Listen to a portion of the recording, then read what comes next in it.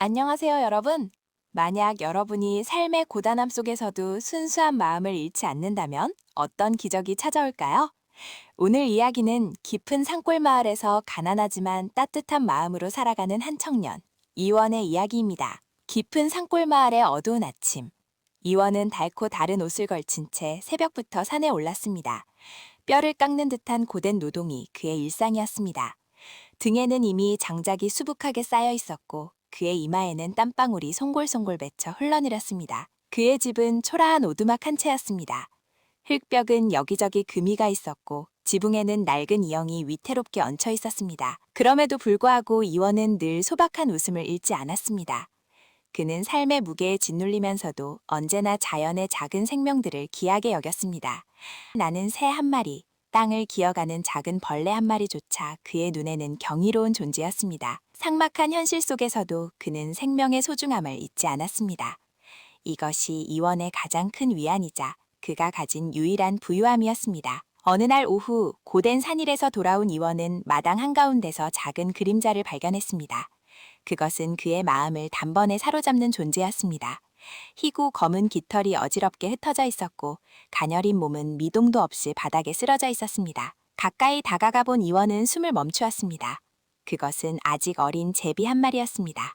푸른 하늘을 자유롭게 날아다녀야 할 작은 생명이 싸늘한 땅바닥에 쓰러져 있었습니다. 자세히 보니 제비의 가는 다리는 꺾여 있었고 작은 날개는 축 늘어져 있었습니다. 피가 살짝 묻어있는 것을 본 이원의 얼굴에는 깊은 근심이 드리워졌습니다. 그는 조심스럽게 무릎을 꿇고 제비를 향해 손을 내밀었습니다. 작은 심장이 불규칙하게 뛰는 것이 그의 손끝으로 느껴졌습니다. 이원은 이 가여운 생명을 외면할 수 없었습니다. 그는 과연 이 다친 제비를 어떻게 해야 할까요? 그의 순박한 마음에 어떤 선택이 자리 잡게 될까요? 이원은 망설임 없이 조심스럽게 제비를 두 손으로 감쌌습니다. 싸늘하게 식어가는 작은 몸에서 느껴지는 미약한 온기는 그의 마음을 더욱 아프게 했습니다. 그는 제비를 안고 오두막 안으로 들어왔습니다.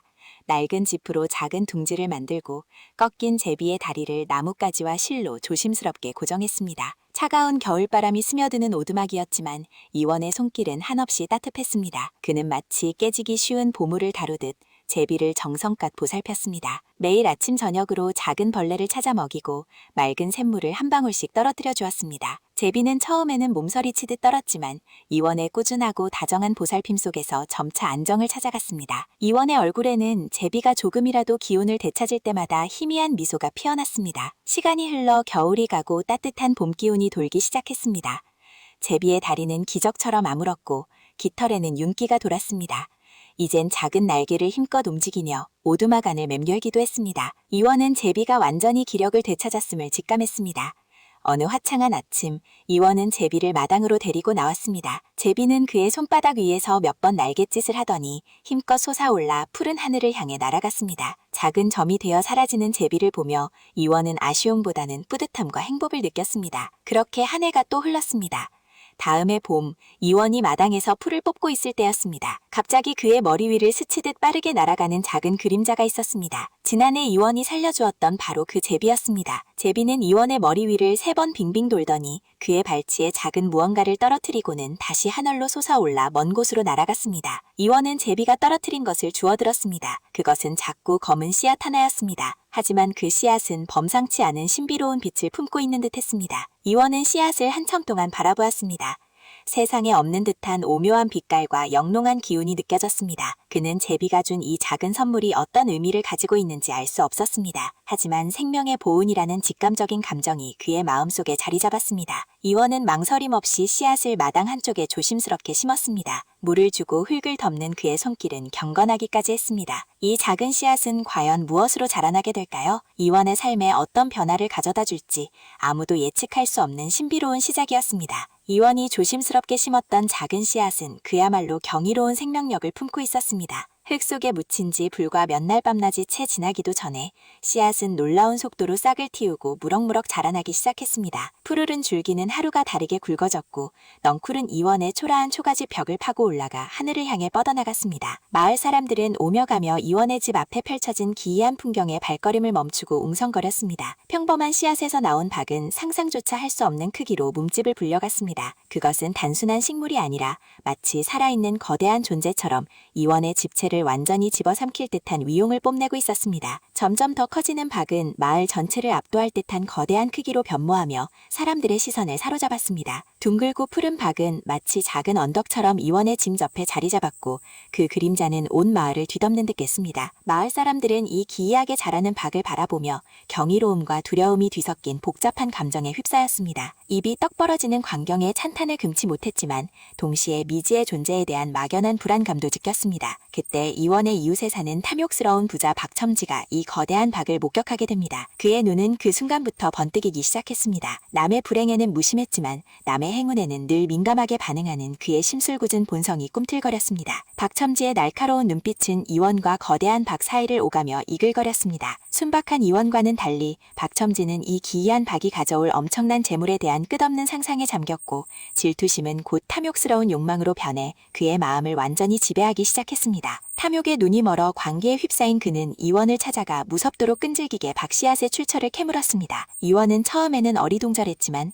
박첨지의 집요한 질문에 결국 모든 이야기를 털어놓게 됩니다. 이원은 작년에 제비의 부러진 다리를 고쳐주고 돌봐주었던 일부터 제비가 다시 날아간 후 물어자준 씨앗을 심게 된 과정까지 순박하고 꾸밈없이 모두 이야기해 주었습니다. 이원의 이야기를 들은 박첨지의 입가에는 음흉하고 사악한 미소가 번졌습니다. 그의 날카로운 눈은 순간적으로 계산을 마친 듯 희미한 광채를 띠었고 이원의 순수한 선행을 악용할 끔찍한 계략이 그의 머릿속에서 빠르게 그려졌습니다. 재물을 얻기 위한 맹목적인 욕망에 사로잡힌 박첨지는 이원보다 더 큰 박을 얻기 위해서는 이원보다 더 큰 선행을 해야 한다고 확신했습니다. 그러나 그의 방식은 이원의 그것과는 완전히 달랐습니다. 그는 이내 숲속으로 발걸음을 옮겼습니다. 그의 시선은 둥지를 틀고 앉아 평화롭게 지저귀는 건강한 제비를 향했습니다. 제비를 잡기 위한 그의 손길은 거침이 없었고 그의 표정에는 일말의 망설임조차 없었습니다. 박첨지는 잡은 제비의 여린 다리를 일부러 잔인하게 부러뜨리는 끔찍한 음모를 꾸몄습니다. 자신의 손으로 제비를 아프게 하여 그 대가로 복을 얻겠다는 지독한 탐욕이 그의 눈을 집어삼키고 있었습니다. 과연 이 잔혹한 계획은 성공할 수 있을까요? 박첨지는 이원의 집을 몰래 엿본 후 자신의 욕망을 주체할 수 없었습니다. 그는 재물을 얻기 위해 무슨 짓이든 할 준비가 되어 있었습니다. 이원이 제비를 치료하여 씨앗을 얻는 것을 보았으니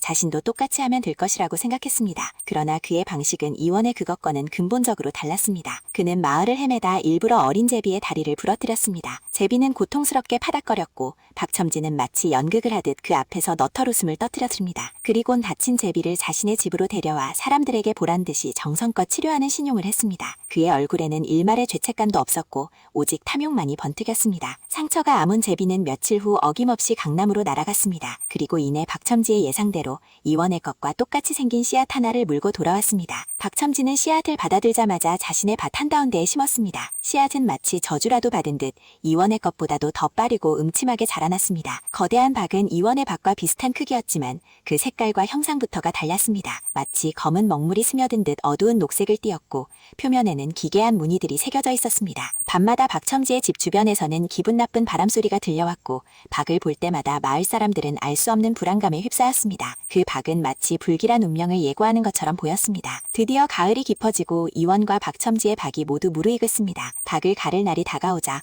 마을 사람들은 기대와 불안이 뒤섞인 채 두 사람의 집 앞으로 모여들었습니다. 이원의 박에서는 희망찬 기운이, 박첨지의 박에서는 음산한 기운이 뿜어져 나왔습니다. 두 박 사이의 팽팽한 긴장감이 마을 전체를 감쌌습니다. 모두가 숨죽인 채 운명의 순간을 기다리고 있었습니다. 누구의 박에서 무엇이 나올지, 그리고 그 결과가 마을에 어떤 영향을 미칠지 아무도 예측할 수 없었습니다. 이원과 박첨지, 두 사람의 운명뿐 아니라 마을 전체의 미래가 이 두 개의 박에 달려있는 듯했습니다. 오랜 기다림 끝에 마침내 박을 가르는 날이 밝았습니다. 마을 사람들의 시선은 온통 이원의 집에 쏠렸습니다. 이원은 차분하고 경건한 자세로 자신의 거대한 박 앞에 섰습니다. 그는 지난 모든 순간을 되짚어보며 겸손한 마음으로 박을 쓰다듬었습니다. 그의 얼굴에는 작은 미소가 감돌았습니다. 이원은 조심스럽게 톱을 들어 박의 한가운데를 갈랐습니다. 처음에는 작게 슥싹하는 소리만이 들렸습니다. 그러나 박의 껍질이 벌어지기 시작하자 갑자기 하늘에서 벼락이라도 떨어진 듯한 굉음이 마을을 뒤흔들었습니다. 동시에 이원의 집안에서 상상조차 할 수 없었던 황금빛 성광이 터져 나왔습니다. 그 빛은 너무나 강렬하여 모두가 잠시 눈을 감아야 했습니다. 눈을 뜬 순간 마을 사람들은 눈앞에 펼쳐진 광경에 경악을 금치 못했습니다. 이원에 누추했던 집은 더 이상 예전의 초라한 모습이 아니었습니다. 박 안에서는 고대 왕국의 보물들이 시간과 공간을 넘어 쏟아져 내리는 듯했습니다. 금은 보화가 마치 폭포수처럼 쏟아져 내렸습니다. 찬란하게 빛나는 금덩이들,